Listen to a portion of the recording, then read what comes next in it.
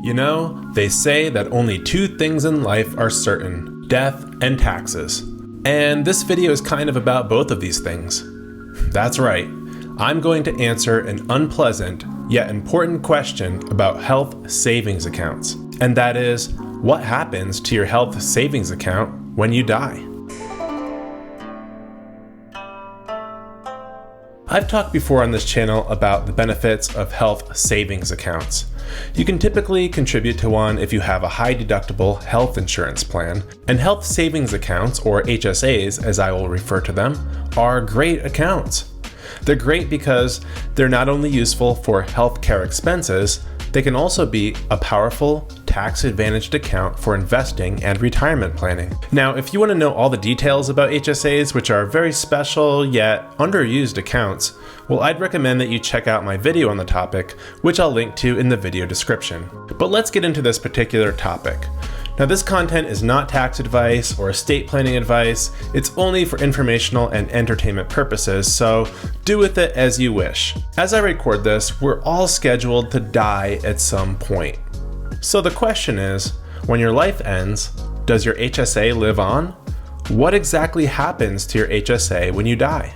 If you have an HSA, your HSA custodian, that is the financial institution where your HSA lives, gives you the option to name a beneficiary. This is the same situation as with any bank account or investment account that you might have. When you sign up for the account custodian will ask you to name a beneficiary, and often you can easily name or change the beneficiary after you set up the account too.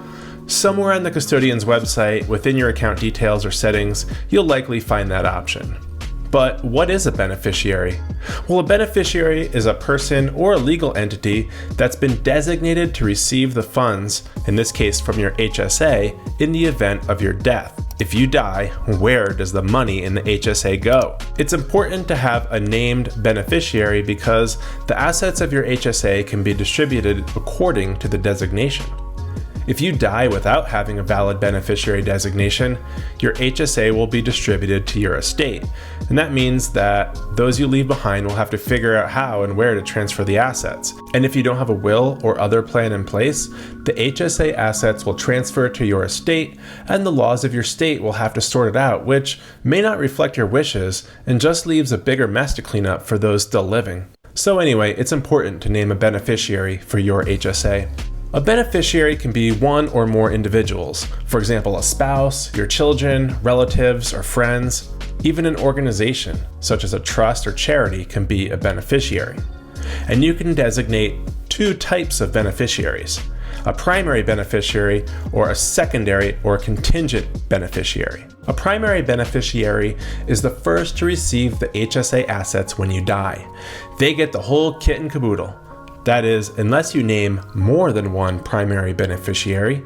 In that case, they will each share the asset equally unless you specify a different specific percentage split. 2% for you and 98% for you. There, just right. A secondary or contingent beneficiary will get the assets if there are no surviving primary beneficiaries. And those secondary beneficiaries would also share the asset equally unless you specify something different. It's common for married folks to name their spouse as the beneficiary, and if you do that, your spouse can elect to treat the HSA as their own when you die. In that situation, your spouse will not owe any taxes or penalties if they continue to use the HSA for IRS qualified medical expenses. So yeah, it just keeps on keeping on as an HSA. Your spouse does not need to maintain a high deductible health plan to take distributions from it for qualified healthcare expenses.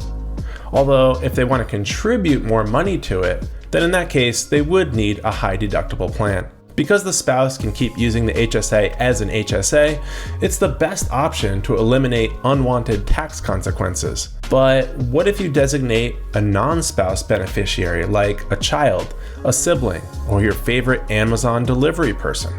Well, in that case, the beneficiary must take a distribution of the funds when you die. That means the non-spouse beneficiary will have to pay income tax on the amount they receive, and they'll have to do it all at once as a lump sum. They can't space it out all nice and slow. So there could be a big tax hit there in the year that you pass on and they get the distribution.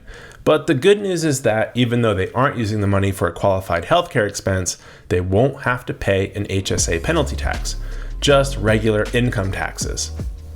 On a related note, if you are married and live in a community property state and you designate a non-spouse as primary beneficiary, there's an additional hoop that you must jump through. You must prove that this is totally cool with your spouse by submitting a beneficiary form with their notarized consent. And what if you name your estate as the beneficiary? Well, in that case, the assets will be transferred to your estate and they will be taxable income on your final tax return, which is the most depressing phrase I can imagine, and I feel worse for just having said it. Now, what if you don't designate a beneficiary at all? Well, if you're married and your spouse notifies the custodian that you've passed away, the custodian will likely treat your spouse as the designated beneficiary and your HSA will transfer to your spouse, along with the HSA tax benefits. But let's not count on that.